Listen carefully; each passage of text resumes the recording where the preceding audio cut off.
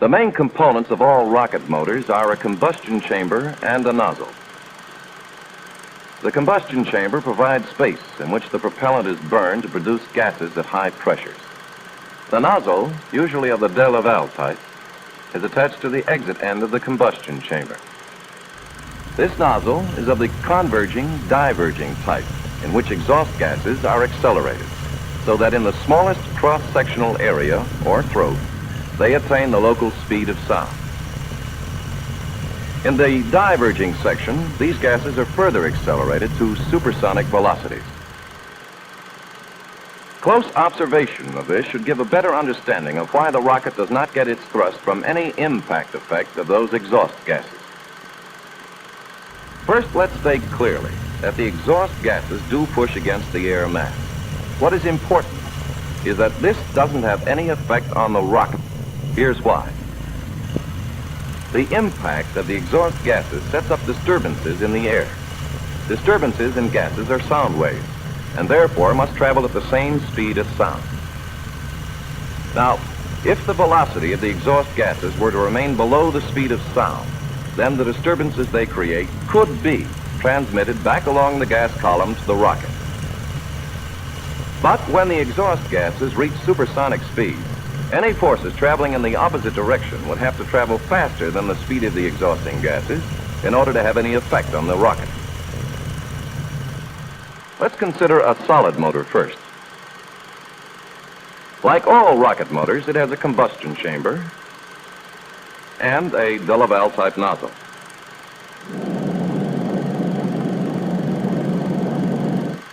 All rocket motors carry both oxidizer and fuel. Both are mixed together in solid propellant grains in such a way that they will remain inert until they're ignited.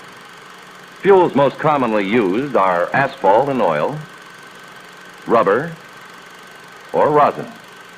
Oxidizers are usually potassium perchlorate, ammonium perchlorate, sodium or potassium nitrate. This motor is now fueled and ready for firing. Although an igniter is sometimes used to start combustion, the fuel and oxidizer will usually burn immediately. Burning will then continue as long as the fuel valves are left open, or until the propellants in the tanks are used up. Let's see how this works. The fuel and oxidizer enter their separate feed lines under pressure from their pumping mechanisms. One goes through the cooling system to the injector, the other directly to the injector, which sprays them into the combustion chamber. Combustion takes place, and exhaust gases, accelerated by the de Laval nozzle, repeat the same pattern of pressures you've seen before, creating thrust. The rocket motor has the simplest design of any known power plant today. With its potential ability to break free of the atmospheric envelope surrounding the Earth, there is no limit to the speeds and distances which man's mind may now dream of encompassing. The Van Allen radiation belts, two giant swaths of radiation around Earth, were the first discovery of the space age in 1958. In August 2012, NASA launched the Van Allen probes to provide the most detailed picture of the belts ever seen. Within days of launch, the probes revealed a third never-before-seen ring of radiation that persisted for about a month. Scientists already knew the belts shrink and swell in response to incoming energy from the sun, but they don't know exactly how. The discovery of a new belt offers additional clues to map out the mysteries of the region and shows us that the first discovery of the space age can still surprise us. There are times every day as you work or you play when a pause would be welcome to you. And it's then that you find the bright thought in your mind that only a Coke will do. 50 million times a day, at home, at work, or on the way. There's nothing like a Coca-Cola, nothing like a Coke.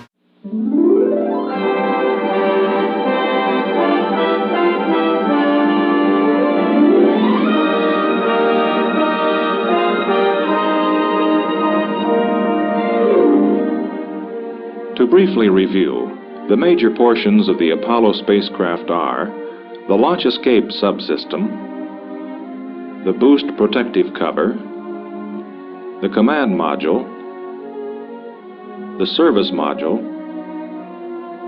and the spacecraft adapter, which carries the LEM, or Lunar Excursion Module. During the current reporting period, development and manufacturing efforts were evident in all areas of Apollo spacecraft activity. In subsystems development, for example, work continued toward early manned flight qualification. Such efforts were seen in environmental control subsystem development. North American Aviation, Downey, California, conducted the first manned ECS breadboard tests in a command module test cell. The tests included ground-level subsystem checkouts and hooking the space-suited test subjects into the simulated spacecraft suit ventilating circuits.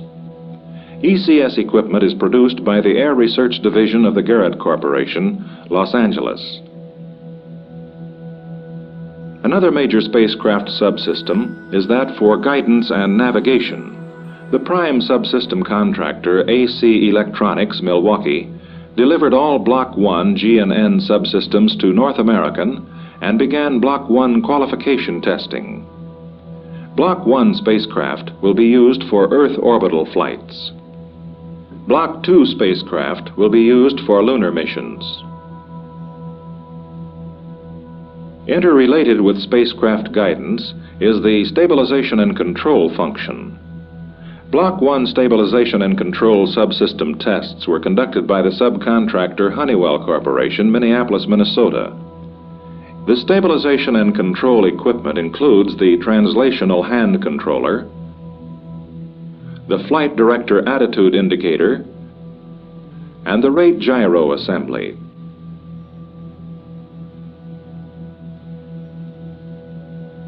As of March 1966, Honeywell had completed Block 1 qualification testing and had delivered the majority of Block 1 subsystems.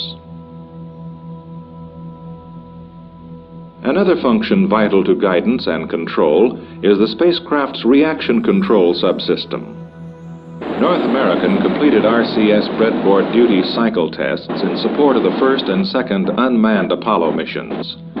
Tests are continuing to qualify the Rocketdyne-developed RCS equipment for manned Apollo flight. Subsystem duty cycling tests, with the engines mounted in an operational quad configuration, were completed at Downey in support of the 009 and 011 spacecraft missions. The service module RCS engines are similar to those used in the command module. Both are fueled with hypergolic propellants and are controllable from a maximum one-time burn of 500 seconds to a large number of pulse firings as short as 20 milliseconds.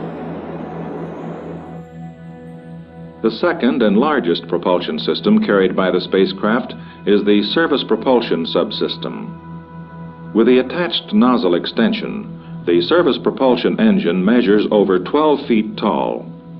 Aerojet General, Sacramento, California, is the manufacturer. The first flight model SPS engine was installed in the 009 service module in October 1965. The engine uses pressure-fed hypergolic propellants and is capable of multiple restarts. Altitude testing of the service propulsion engine is being conducted at the Air Force's Arnold Engineering Development Center, Tullahoma, Tennessee. On 2 occasions, the thrust chamber failed during developmental firings. The problems were corrected, and the engine successfully completed Block 1 qualification tests in April 1966. Service propulsion subsystem plumbing tests were concurrently run at NASA's White Sands Test Facility, New Mexico. Test programs were completed in support of the 009 and 011 spacecraft missions. A nozzle inertia simulator is used for the firing tests. Apollo goals came closer to operational status with the arrival of the first production Apollo spacecraft at the Kennedy Space Center in October 1965. Following an extensive program of inspections, cleaning, build-up, and testing, the mated command and service modules provided the first view of flight-configured Apollo spacecraft modules. On December 26th, the command and service modules and the attached adapter section were mated to the Saturn 1B Launch Vehicle 201 at Launch Complex 34. Saturn Launch Vehicle development is under the direction of the Marshall Space Flight Center, Huntsville, Alabama. The mission would also help confirm the all-up concept of flight testing, in which all launch vehicle and spacecraft components will be flown together live for the first time. On launch morning, February 26th, low gaseous control pressures in the launch vehicle forced several recyclings of the countdown and an eventual scrub. However, 10 minutes later, the problem was corrected and the scrub decision was reversed. At 11:12 a.m. Eastern Standard Time, February 26th, Apollo Saturn Mission 201 was on its way.